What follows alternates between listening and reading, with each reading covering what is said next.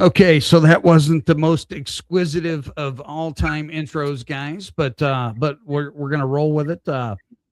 Coach Braun, you're episode 12, so you're not lucky number 13. I apologize. I had said that prior to the show, but today we're joined by one of the most successful coaches in Monmouth College history, head coach Chad Braun.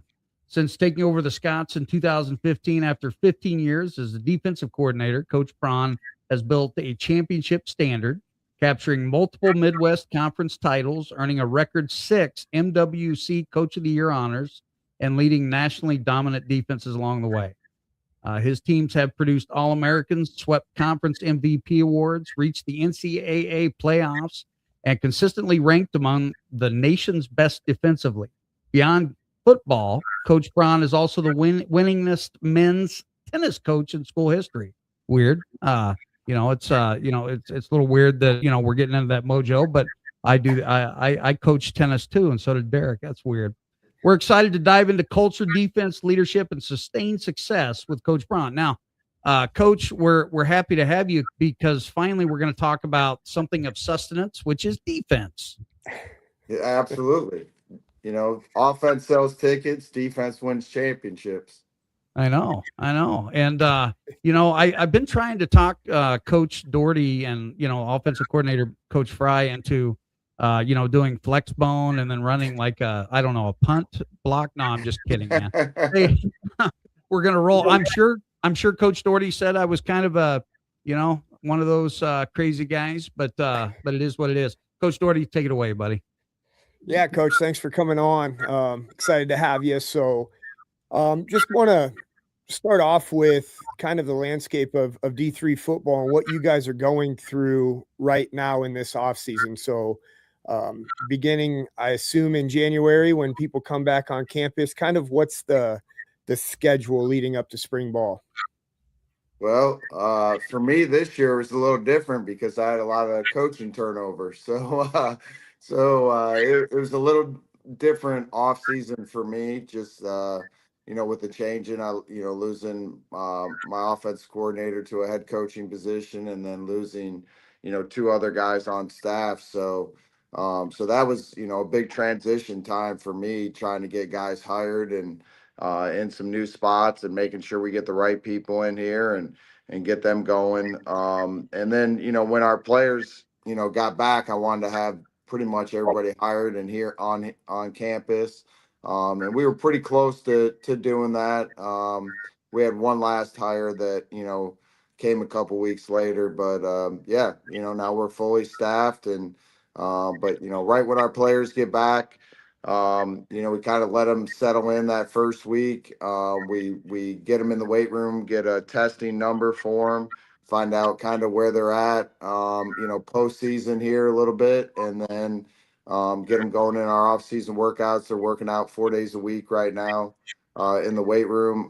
Tomorrow morning we'll start running at 6 a.m. We'll do a 6 a.m. run Monday, Wednesday, Friday. Kind of leading up, for the next 4 weeks leading up to spring ball, and get them rolling there. So yeah, do some speed work tomorrow morning. On Wednesdays we'll do agility work, and then Fridays we'll do some pushing sleds, some plyometric type stuff, flipping tires, all that type of stuff. Coach Doherty, you didn't tell me that this guy was like he reminds me of a guy that would chew nails up and spit them out. Yeah, absolutely. Yes, absolutely. And the defensive mind, do you currently call your own defense, or do you kind of let that go and then kind of oversee it? Yeah, just kind of with our staffing situation. Yeah, it's just been when I became a head coach, I always felt like being a head coach, you need to coach to your strengths still. And my strength is on the defensive side of the ball. And so, yeah, currently, still calling the defense. Have done that for, 26 years now here at Monmouth. And so have had that experience of doing that. At JV games, I give other guys the opportunity to do that, to grow into a defensive coordinator position. But currently we don't quite have that position on our staff. If you know I felt somebody was ready and I was ready to step away from it, I'd be more than willing to do it. But just at this time, it hasn't ever materialized that way. You know, my last defensive line coach just got the defense coordinator job for Coach Freitag, and he's going to do a terrific job. But you know, we just haven't got to that position here at Monmouth yet. And you know, feel like it's, you know, kind of best being in my hands at this time. And you know, I'm 54 years old. I still love the game. Still love being out at practice every day. You know, still love coaching. It's what I'm passionate about. Derek knows I eat, sleep, and you know, breathe football, and I just love football, being around it. So Well, yeah. I just want you to know that you look like a young 54, and I look like a very old 80-year-old 53-year-old. But anyway, Coach Fry, you got the next question. Okay. Coach, thanks for being on. You know, you spent 15 years as the DC before becoming the head coach. Yeah. How did that experience as a DC, and I mean you're still kind of doing it, but how did that experience being a DC before being the head coach shape your leadership philosophy once you took over as the head coach? Yeah, you know, I think when you're kind of in charge of one side of the ball, I mean, anytime you're, you know, you're a coach, you're a leader, whether you're a leader of a position group, you're a leader of, you know, one side of the ball or the other. You get that experience. But I don't think anything, to be honest, can ever prepare you for being a head football coach. You know, there's days that I would love to go back to be a defensive coordinator. I said as a head coach, all I do is put out fires. You know, it seems like that's your job as a head coach. You're just continually putting out fires that are starting all around you. And you know, there's days you know, I mean, my favorite 2 hours are when we're out on the practice field, right? I don't have to deal with any of that outside the football stuff, right? I get to just be out there and do what I love and what I'm passionate about. You know, it's all the other stuff that you got to deal with, you know, being a head coach that, you know, doesn't always make your job fun. But, you know, it's been a great, you know, experience for me. It's been great growth. It's challenged me. It's been harder. It's hard to be a head coach. You know, it's harder on our family. You know, but you know, I love it. I love being here at Monmouth. Obviously, I've stayed here for 26 years because I'm passionate and I love this place.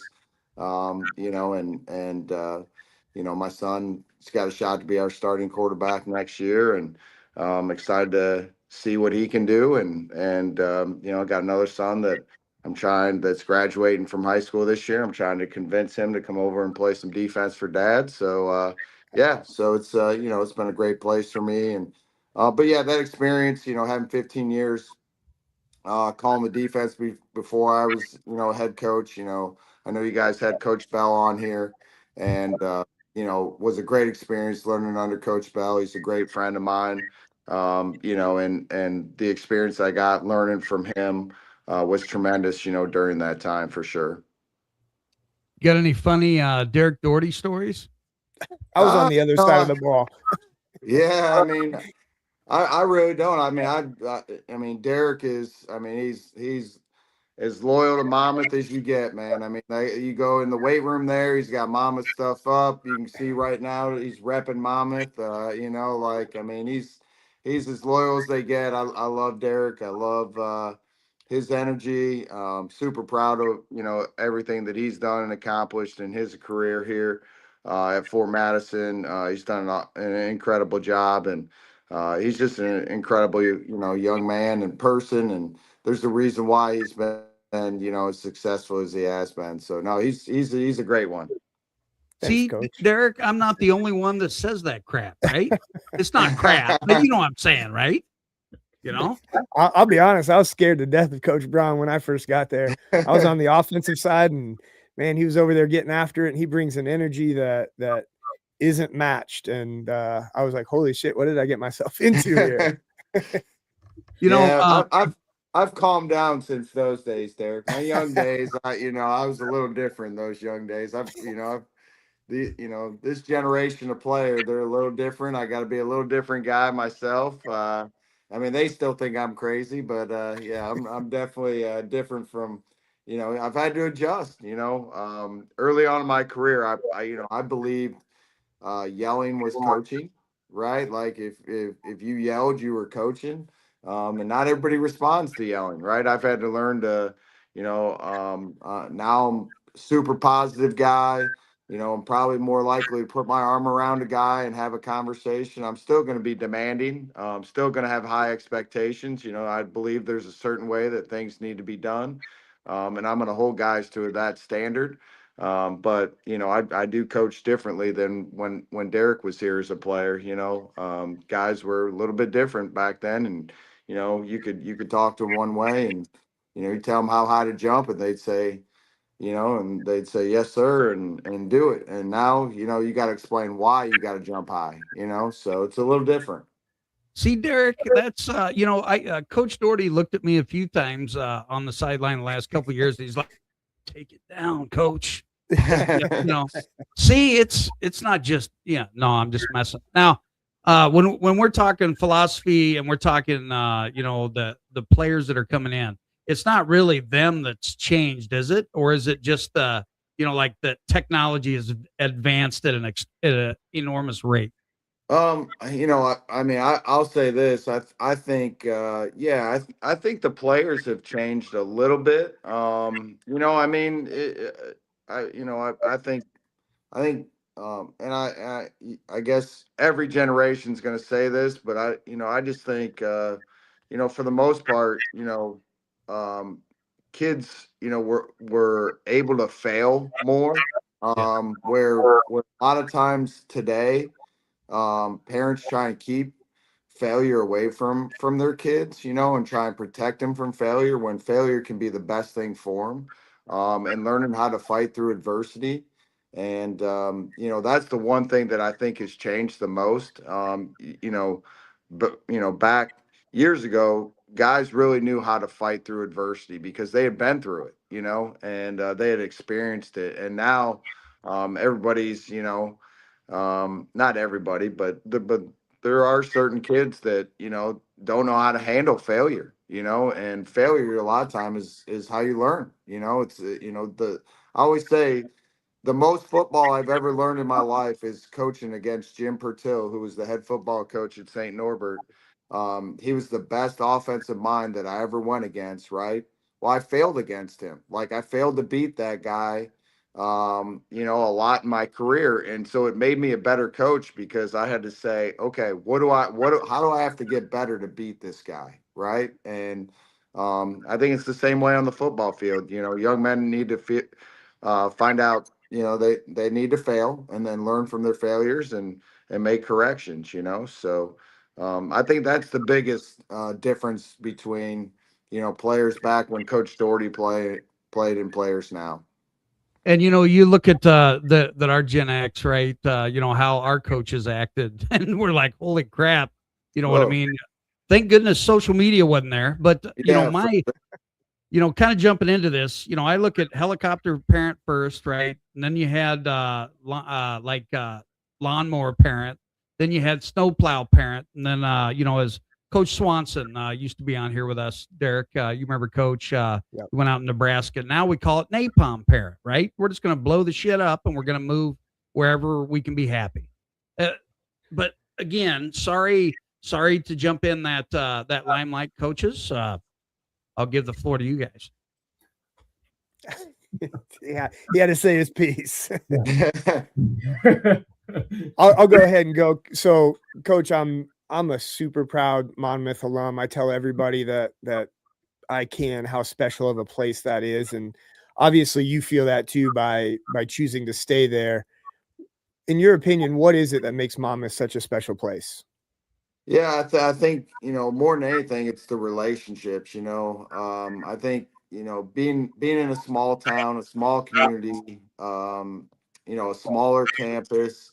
It's just the individual attention that you get at Monmouth that maybe you don't get at other places. There's just such a I can walk across campus and say hi to anybody. Our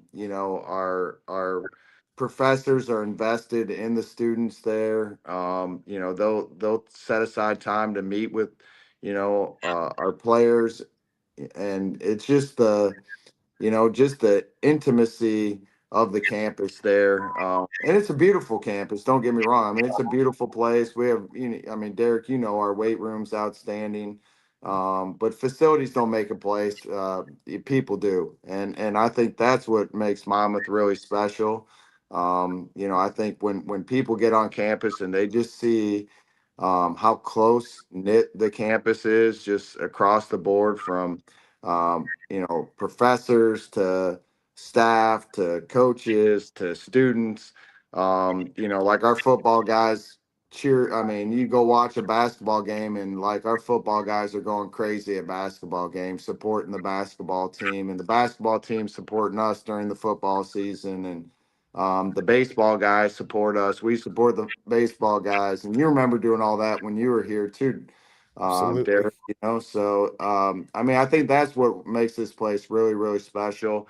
I think the other thing that I would say is, I think Monmouth does a great job of taking some kids that maybe if you put them on paper and said this kid, whether he's going to graduate from college or not, like what's the chances, right? They might not have a great chance of doing it.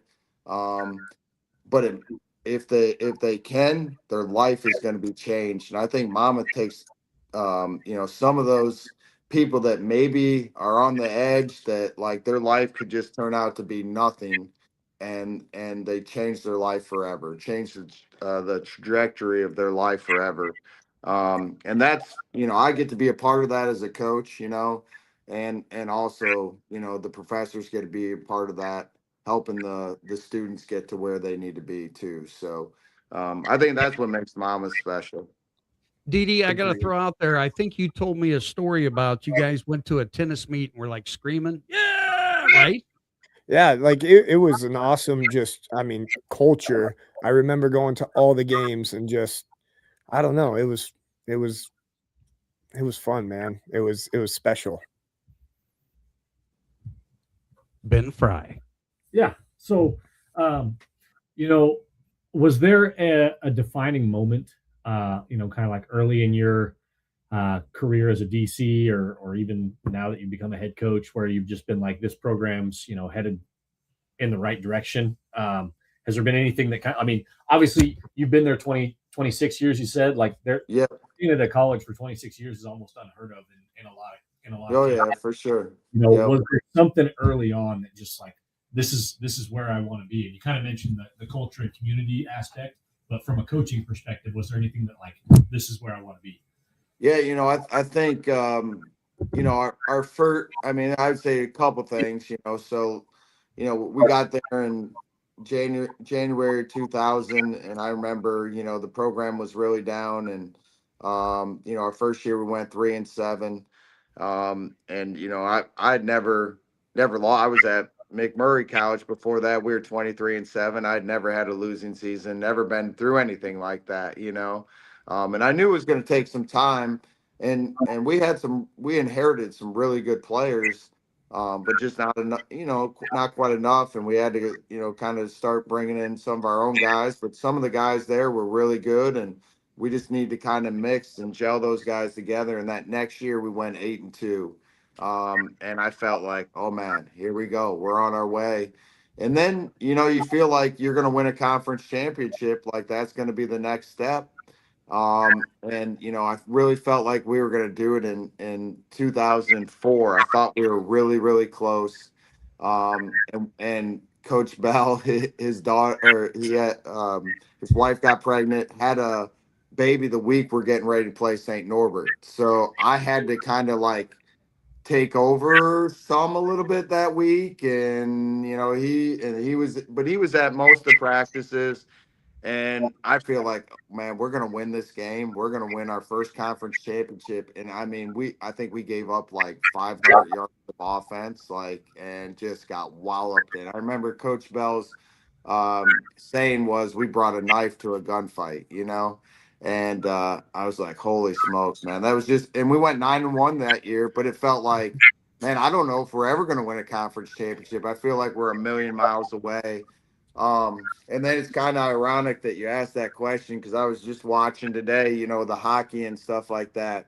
Well, that's I think in 2005, the movie Miracle, I saw it for the first time.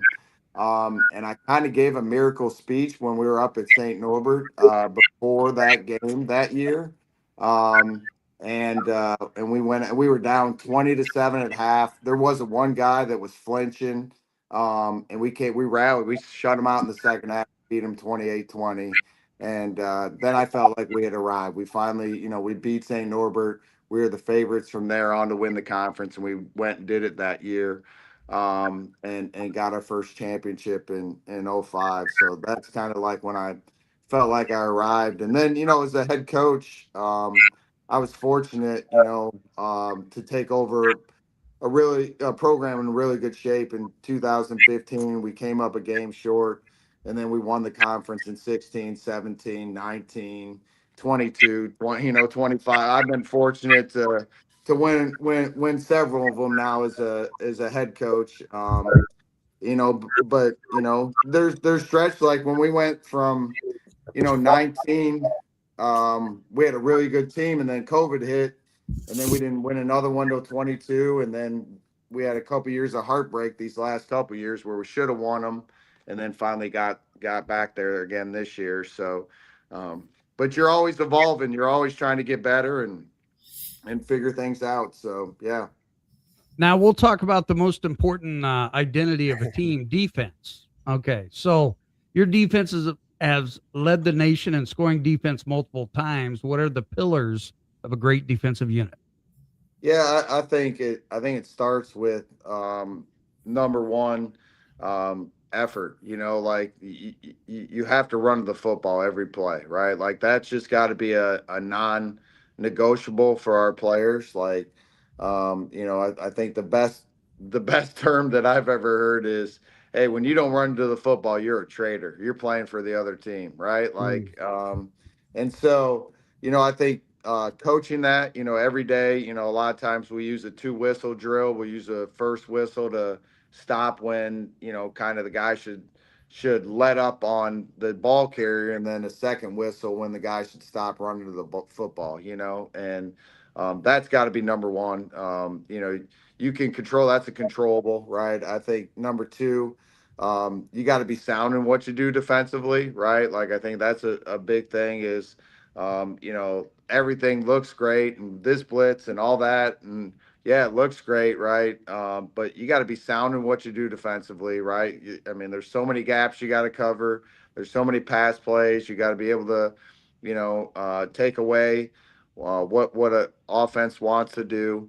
And then obviously, in today's game, I think we're really trying to hunt negative plays, right? If we can hunt negative plays early, and get people behind the sticks, then we can pin our ears back and get after that quarterback a little bit and make his life comfortable, right? If we get him in predictable situations, it's easy to play pass defense, right? When it's hard to play pass defense is when you don't get them in predictable situations. So I think those are kind of the keys to us being a really good defense. And then obviously, right, you got to have great players, right? I mean, there's no secret. I always say I'm a really, really, I've coached some of the best defenses in Monmouth college history. I've coached some of the worst. What's the difference? Players, right? I mean, when I had really, really good players, I'm a really, really good coach. And then when I don't have really good players, it doesn't matter what I'm calling scheme wise, right? Because it comes down to the players. So, yeah. So, and we do, I think, been fortunate to coach a lot of great players in my time here at Monmouth. And for whatever reason, we continue to turn them out year after year. And, but they're, they believe in what we're doing. That's a big part of it. Our players believe, because they've seen that our stuff works. So, they believe in what we're doing, and they believe, and it's a philosophy from the head coach down, right? Like I want to be a great defense, right? And we're up tempo, no huddle. What's amazing is that we've led the nation in scoring defense, total defense. This year, We're number one nation pass efficiency defense. All those categories. We're up tempo, no huddle, man. Like we play fast. Like so, there's more. We have more opportunities to be on the field because we're playing fast and doing that from an offensive standpoint. So, yeah, so I want us to be great on the offensive side of the ball too. That's a big key. Everyone says, like I'm a defensive guy. No, I want to score points too. Like I want us to score points and I want us to be great in all three phases. So yeah, and I know I think being, I've gone, going against Coach Bell when he was here as the head coach and offense coordinator. That was great learning for me every day in practice going against him because he runs good scheme. Going against Coach Freitag, he's done a great job running scheme. That helps me, gets me better as a coach. And then, we play good we play Warburg every year. We go toe to toe with those guys, and you better be prepared against those guys, right? Because they're gonna come at you. So, yeah. So but yeah, I want to be great on defense for sure. What kind of player are you out recruiting? Do you have a lot of players like reaching out to you? I mean, what do you prefer? Oh no, we don't have them reaching out to us. We got to do all the reaching out. Yeah. So, I mean, for us, it starts with obviously they got to be able to, get into school. That's where it all starts, right? It's got to be a person that can qualify and get into our place academically. Number two, they got to be a good person, right? Like we want guys that will fit in our program. We have a good culture. We don't want to bring in guys that will take away from that culture. And then, number three, they got to be able to play. They got to be able to play a little bit, or we got to be able to see a future with them where they can develop. And that's a big thing. We've been able to find a lot of guys. And our athletic director talks about this, right? We gotta take average players, make them good players, make them great players, and make them elite, right? And that's our job as coaches, and I think we do a good job of, we really find, to be honest, a lot of average to good players and then really elevate their levels. We're not getting a lot of elite players that are just walking in here that can play day one. We got to develop our football players. And that starts, in the weight room, starts with our culture, starts with, teaching them how to play the way we want them to play. All those things. So yeah, that's how we develop guys. So but we see a potential in guys, and then we hopefully we take them further than they think they can even go. Isn't it amazing, coaches, that he's saying the same things that we preach almost on a daily basis? Absolutely. Yeah. Hey, my retirement gig, I'm coming over to Fort Madison to help you, Derek. Oh, I would love that. Hey, I'll broadcast it. Well, hopefully, I'm fixed up. But I would like to be on that sideline too, just to hear the old school stuff. We got to make sure we get Smith back on staff at that point, though, Didi. So you got three old school Barkers, going. Well, All Coach, right. I want to piggyback off of that because it was kind of fun listening to you talk about the 8-2 season, because that was my freshman year. So it was, I mean, from day one, it was like, man, this is different. This is special. This is rare. And this is bigger than anything that I've ever been a part of. And it was an exciting time in my life.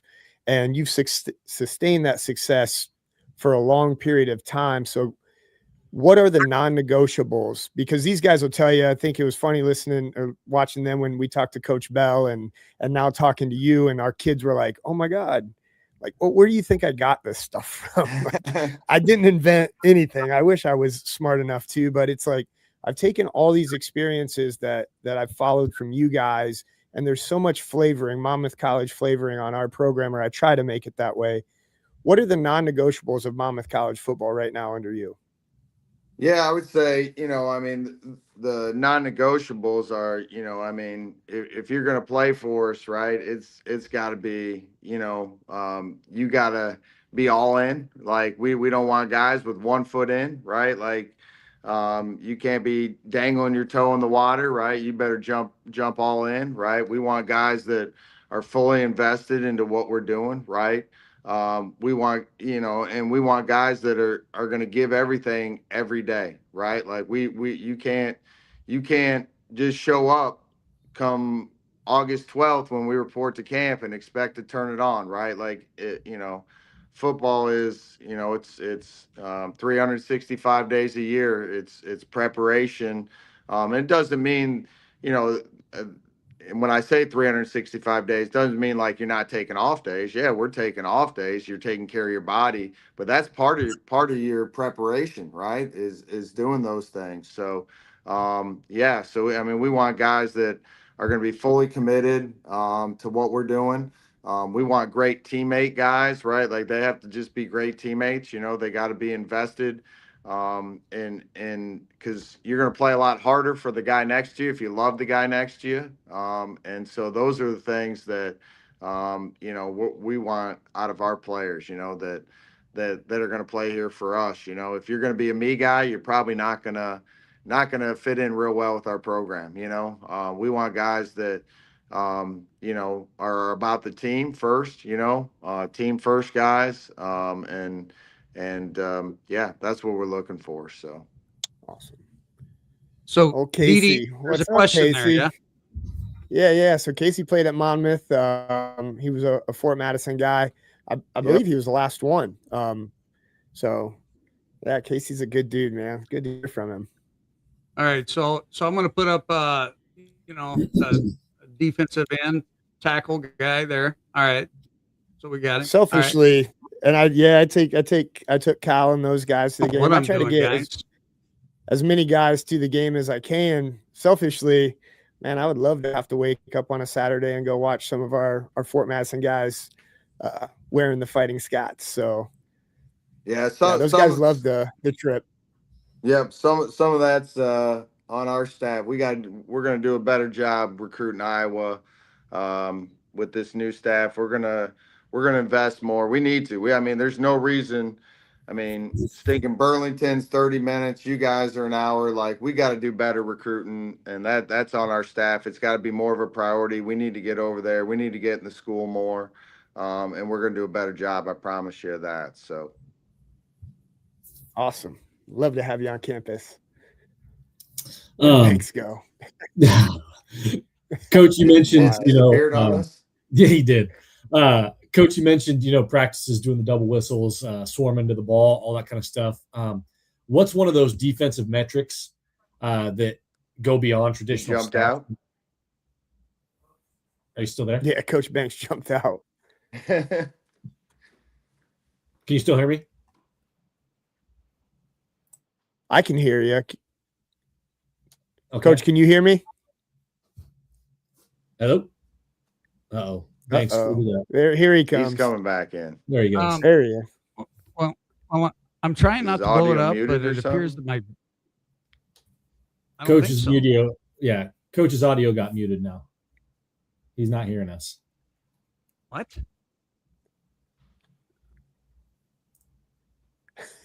Technology, you gotta love it. Yep.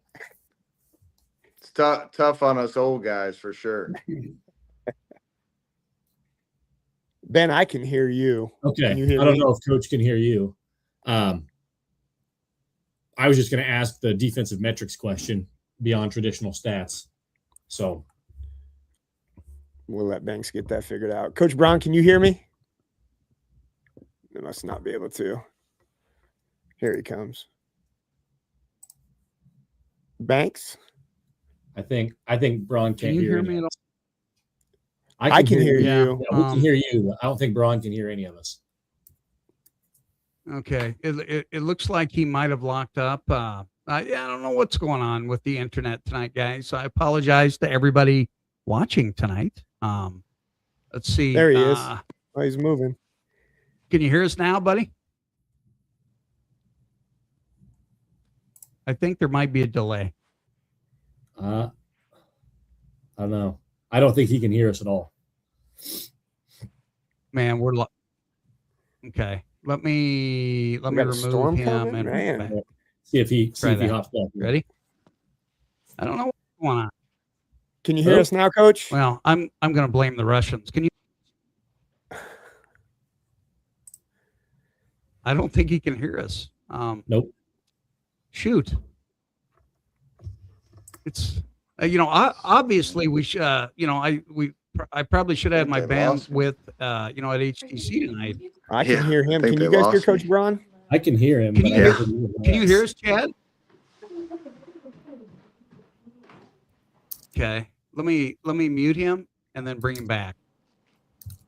See, that's not even working. Okay. Can you hear us now, Chad? Muted. I can't hear you guys at all. Weird. He said no, he can't hear us. Okay. Okay. So let's see. Yeah. If you get a chance, look at the chat. Coach can't hear us. See if you know what. I'll just do it right here. And just put it in the public chat.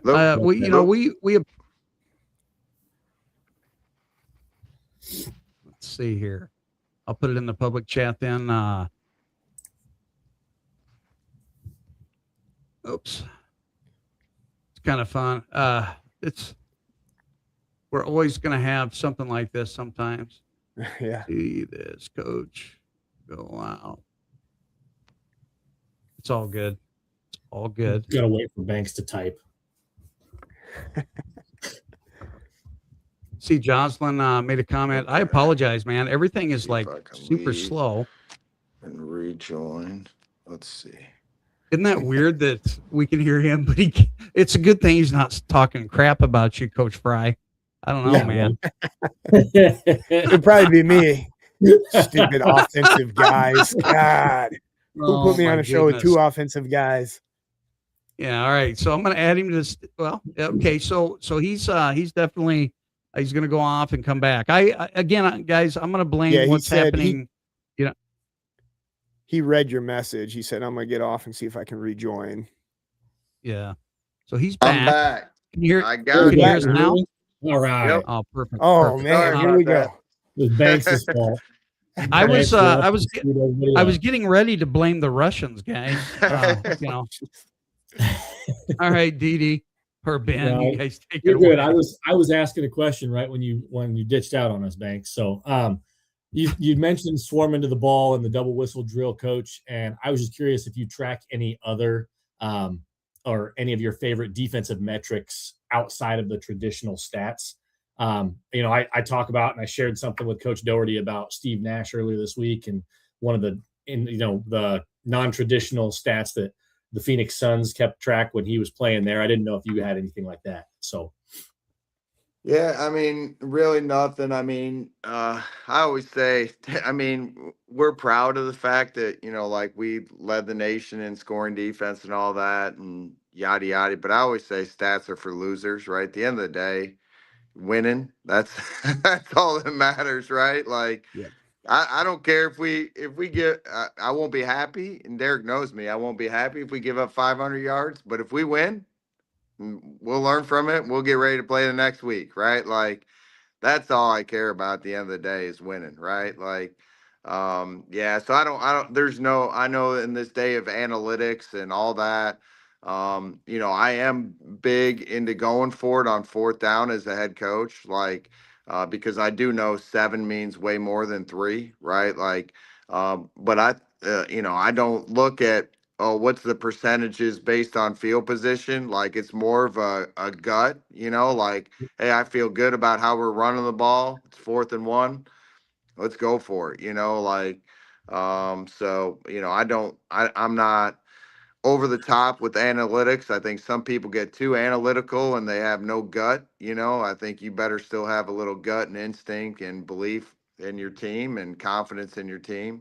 So, yeah, I don't have any crazy defensive statistics that, I really track. It's more how we practice day to day, how we prepare day to day.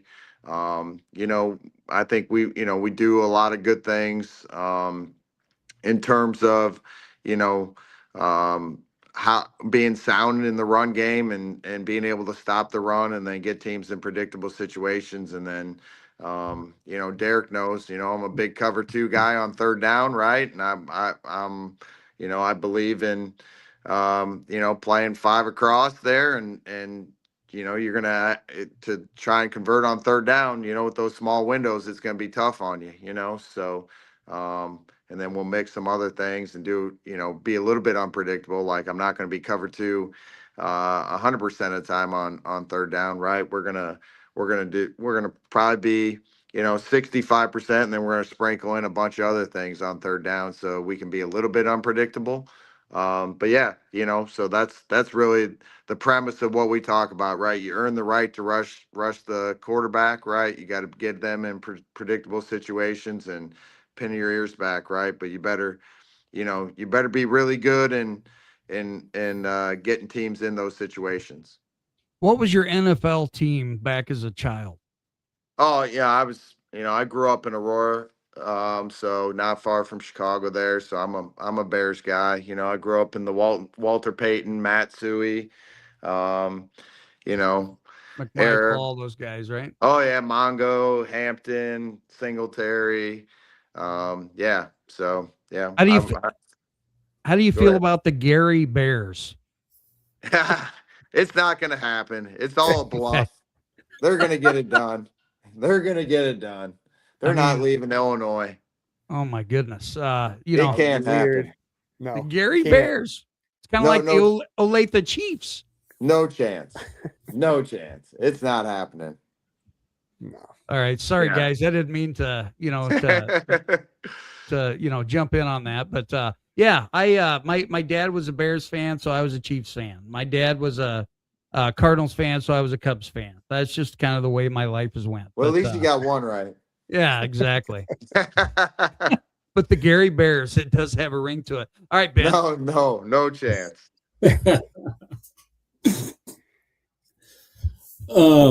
Okay. Question, more recent stuff, but how has your recruiting tactics changed now that NIL has kind of come into play and players and expectations, or has it even gotten to you guys yet? That part really hasn't gotten to us. I was going to talk to Derek about starting a fund and, getting one going, on the show today. There you go.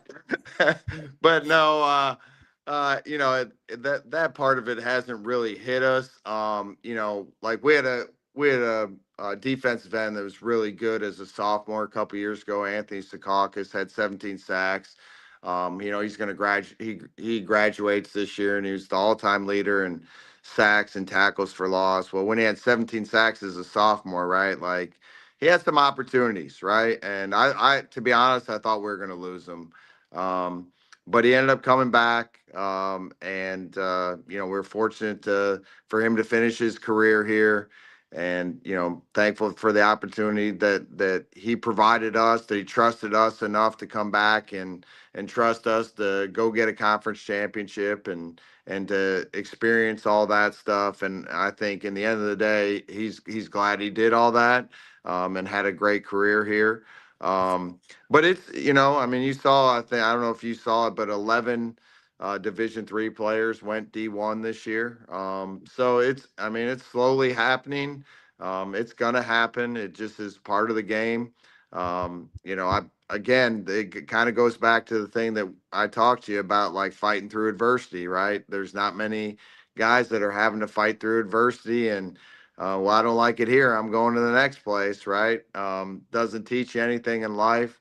And I think it's not always what's best, but I understand, like at our level, and I won't blame a player if they can go and prove themselves, because it costs money to play football at Monmouth, right? Unfortunately, Derek graduated, I'm sure, with some loans, Yep.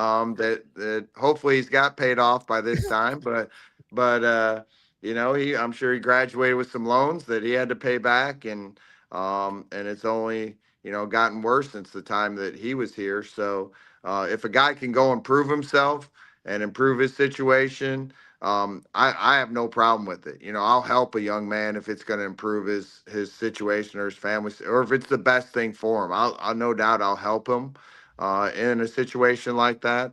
But unfortunately, it's now not always the best for somebody to leave, right? Like, Yep. but whoever's in their ear is going to paint it that it's always the best, right? So you know, so it is. It's out there. We don't see it as much at our level. Like right now, I have I have 95 players going through the off season with me. It's the most I've ever had. So I'm excited about that. Excited about our group. Yeah, and I still believe in young men. If you develop a good enough relationship with them and they're having a good enough experience playing for you, more than likely they're going to stay unless the deal is just that good that they can't resist it. So that's what I believe in. Pretty crazy that we went to legal money exchanges in college football, and it didn't seem that long ago that you could go to Tennessee and get a bag of I don't know, bag of cash and a McDonald's sack. But anyway, Didi, you got the next question. Yeah, Coach, just want to stick with the program stuff here. What do you guys do in the off season specifically for leadership? Do you guys have leadership councils? What does that look like? Yeah, that's a great question. We don't currently do anything like that. I've thought about it, we've been fortunate to where it just seems like our guys have done a really good job of kind of passing the baton on. They've seen the leadership modeled in front of them, and then the next group kind of picks up and grabs the baton and passes it up. So have we done anything like purposeful to develop that leadership? No, we'll put our guys in some of those positions where, hey, they have to lead a little bit.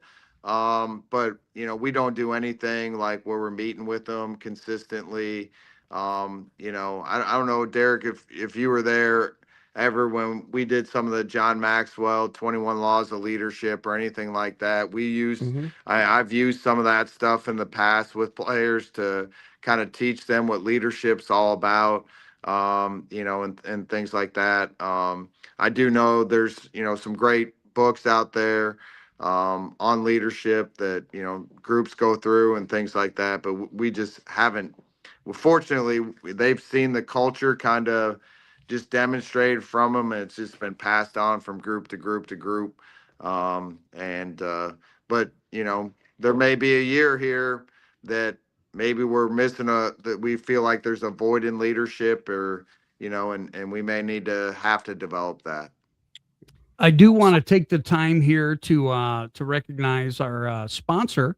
We did get a new sponsor for the Coach Show. We're still looking for maybe 3 more max, but that's Riverside Resale Shop, 820 Avenue G in Fort Madison, Iowa. Go down and get your deal today. You can email us if you have a question, if you want to donate, and all that good stuff at coachingcultureandathletics@gmail.com. That's coachingcultureandathletics@gmail.com. Ben. Yeah. Okay. So we've kind of talked about, I mean, you've mentioned it a couple times now, fighting through adversity. What lessons have some of the losses you've taken or some of the setbacks you've had? What have some of those opportunities taught you that even winning, never could? Yeah, for sure. I mean, I mean, you look at, 2024 was a really, really tough year for us. We lost, we lost to Warburg a good game early. And then it looks like we're going to win a conference championship, right? Like we hadn't won one in a few years. We're up 28-21 at Lake Forest. We got the ball with 2 minutes to go. We get a first down. The game's over, right? We lose 35-28 in regulation, right? Oh, I mean, you talk about, and then we got to drive home. And I mean, I don't sleep a wink that night. My heart's been ripped out. We come back home, and I think we win next couple games. We go to the Lakefront Bowl, and we lose another. We're playing St. Norbert in a bowl game, and we drive down, and we're at their 8-yard line. And we got 4 plays to score, and we don't get it done. And so I had 2 losses that like just ripped my heart out. That I mean, I didn't sleep on either of those nights, and just thinking about, man, are we going to win a conference championship again? Um, but you have to pick your pieces up. You got to stay positive. I mean, I think that's the biggest thing that I've learned. If you get negative and you get negative, um, uh, around your players, then they get negative, right? Like, you have to stay positive through all that, and I just let it use me. I use it as motivation. Like, I'm the type of guy that when I lose, like, I'm going to use it as motivation, right? It just motivates me. It makes me want to work harder, or makes me want to prepare harder, and motivates me. And so, even like, I mean, I'll be honest, losing 3 coaches this year, right? That motivates me. It motivates me. Hey, I had 3 guys leave, and I'm happy they all got promotions, right? But now there's people out there saying, "Hey, mom, there's a a little crack in the ship's armor here." No, we're gonna be fine. I hired a great staff. We're gonna get this thing going. It motivates me when things like that happen. That's just the type of person. I'm a competitive person, and so I think the losses, you know, I think motivate me more than anything. That's just kind of my mindset is, I'm going to learn from them. What could I have done better? What and any loss we have as a football program, the one thing I always do, because we meet have Sundays off. We meet as a team on Mondays, and the first thing I do in a team meeting is, guys, that loss is on me, right? I never blame the players. I'm 100% responsible. I'm the captain of the ship, right? I got to take responsibility right away, right? Like, and that's the first thing I do with our players. I just say, hey, that one's on me, guys. Like, I'm just telling you, I got to be better as a coach. I shouldn't have put you guys in that situation. There's no way we should have lost that game when we were up 28-21 with 2 minutes to go. That was on me. And yes, did we not execute some things that we had planned to execute in that game? Yes. Ultimately, that stuff comes back to me, right? Like, if our kids didn't execute it, then I didn't prepare them well enough, and I got to do a better job preparing them. Um, so that's how I handle losses, and try and learn from them. What can I be better as a coach, and always own up to my end of the deal, right? Like, yeah, I'm going to hold players accountable, for what they did, but ultimately I got to take ownership and responsibility first and foremost. If you were to look back at your entire career and you look at a halftime speech that really sticks, that you can still remember, where you had to really light them up, to change the situation, what would that moment be? Yeah, honestly, uh, I mean, I've coached so many good kids. I think halftime speeches are overrated, to be honest, right? Like, I think any good coach, you're making adjustments every series, right? Like, you're doing that every series. You're making adjustments. If you got to wait to halftime to make an adjustment or to light your guys up, man, sometimes that can be too long, right? Like, you could be out of the game at that point, right? So, um, you know, I can't ever remember really having to go in and light our guys up at halftime. More times I'm lighting them up. We're probably up big at halftime, and I'm trying to get them from being complacent. Like, that's probably more when I'm lighting them up at half than I am uh, if we're down. I want our guys to, um, you know, now if it's an effort thing, that might be a time where I light guys up, right? Like, that's a different deal. But if it's, hey, we're just not executing, and if I start panicking, our players are going to start panicking, right? So I don't feel like I have to go in and light our guys up. I think, more, hey, what do we got to do to get this thing turned around? How do we got to get going in a different direction? And how can we get our guys to come out and play in the second half here? So, yeah, that's kind of my philosophy with that. Coach Doherty, he passed the litmus test. He is dog pound approved. So Dee, take it away. Yeah, so it's funny that you say that. And Coach, I don't know if you remember this. It just came into my memory here. Sometimes we just black out before the game with pregame speeches, but I had like 4 or 5 guys over. You invited us into the locker room.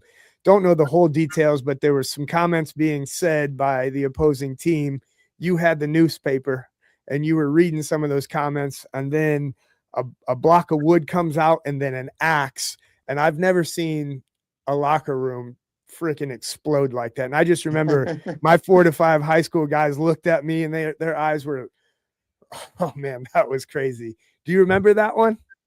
Probably the one I remember the most, and I don't know if and this may have been it. But there was somebody that wrote an article in the newspaper about us, and I got a little different version of it because I got proof of it. So so I did read that. Like I went in real calm and didn't. And normally Derek knows me. Like I am a big pregame speech guy. Like I'm gonna get our guys cranked up pregame.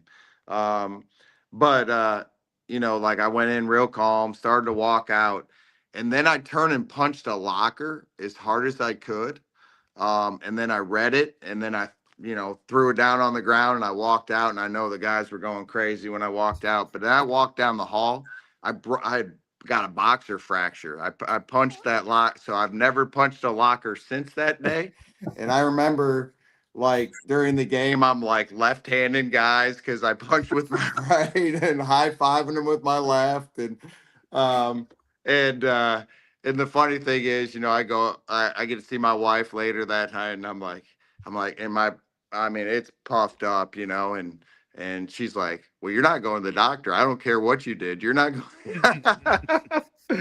So yeah, no, that was I think that might have been the one we were talking about, Derek. So That's awesome. but what's funny is I punched this locker so hard. There's a kid who ended up committing and coming to play for me. He's like, Coach, I was there when you gave this speech, and when you punched the locker, I jumped. Not like Sold. Ryan Cushing and headbutting guys on the sideline until your head gets bloody or anything like that, are you? No, nothing like that. No, no. I want Oh to man. throw a Go ahead. change up here real quick, Coach, just because I thought it was cool when I stepped on campus. And obviously, you're the DC, you're a crazy football guy, and then I find out that you coach tennis, and Yeah. Coach Ragone was coaching golf, and I thought that Yeah. was a really cool thing because at the high school level, especially where we're at, we preach multiple sport athletes. How important is being a multi-sport athlete, in your opinion, as a college football coach? Oh, I think I encourage guys, it's funny, even now, like our players, I want them playing intramurals because I want them being competitive, right? Like the more you can go out and compete, it's going to make you a better competitor, right? Like you're going to learn how to compete. I don't care what sport you're playing, you're competing. That makes you better, right? Like I want guys just out there competing as much as they can. Yeah, I think especially at these small schools, you should be playing 2, 3 sports for sure. I encourage it as much as possible. I love seeing guys that play multiple sports, and I don't care if it's football, wrestling, football, basketball. I know you're a big wrestling guy, Derek, but you'd like to see him wrestle more. But I don't care football, baseball. I don't as long track. I don't care as long as they're doing something.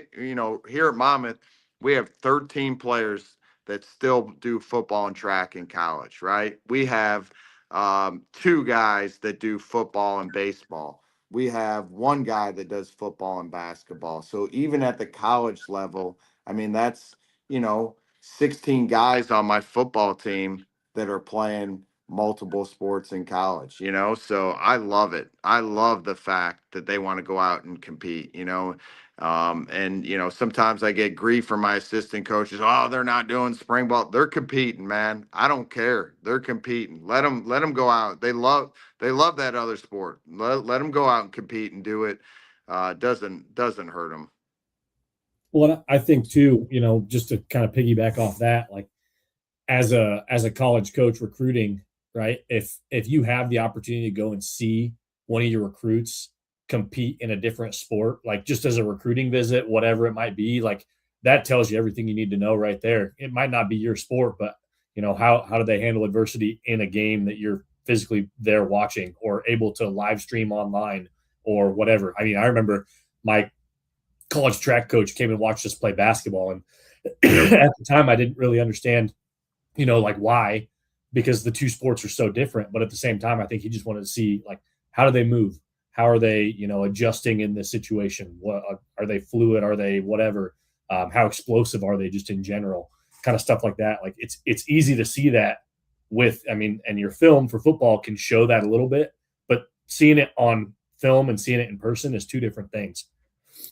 Yeah, absolutely. Yeah. I mean, I've gone out and watched several of my football recruits play basketball this year. I want to go out and see them do that. I've gone and watched guys play baseball.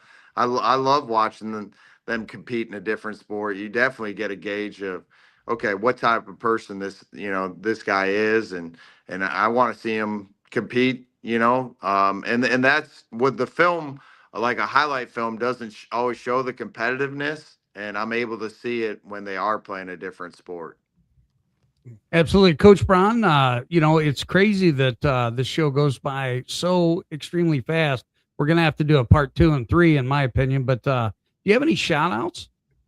I'm going to shout out Coach Doherty. I mean, he's my guy. So, yeah, no, shout out to you guys, man. I think this is awesome what you guys are doing. I've seen some of the guys that you're bringing on this show, and I think you're doing a terrific job. And I think you guys are going to take off here soon, man. You guys, you're going to get multiple sponsors start sponsoring you here soon. Yeah, absolutely. And we're not just looking for NFL players. We can look for United States hockey players and stuff, right, coaches? Yep. All right. So hey, in all seriousness, stay on here as we end the show. But tomorrow night, we're Dog Pound Radio will be down on the call for the Keokuk versus Fort Madison district game. So be sure to tune in. It's audio only. And again, I think Ben has said this once or twice. I have a face for radio.